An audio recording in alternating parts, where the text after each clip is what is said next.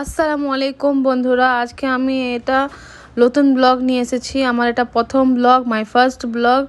আপনাদের দেখুন যে আমি কোথায় যাচ্ছি। আজকে এটা রবিবারের দিন যে আমি এটা ব্লগিং স্টার্ট করছি।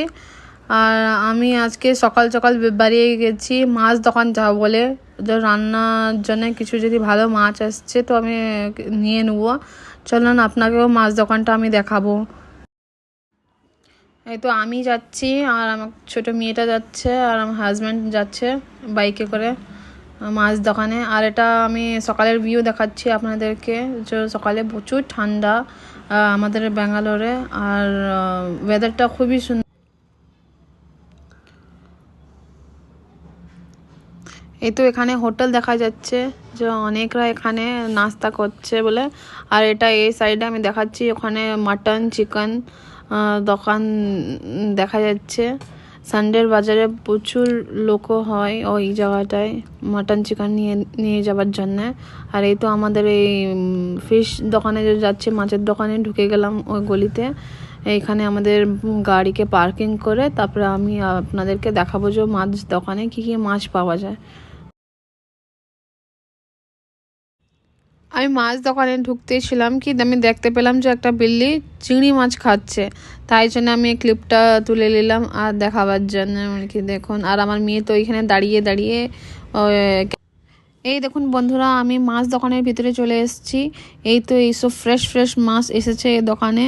সানডে প্রচুর ফ্রেশ আসে। আর আমি তো আসছিলাম আপনাদেরকে পুরো মাছ দেখাবো বলে, ঠিক করে এত ভিড়ের জন্য আমি তো মাছ দেখাতে পারলাম। প্রচুর লোক এখানে আছে, তাই জন্য আমি সরে গেলাম, নেক্সট টাইম আমি আসলাম।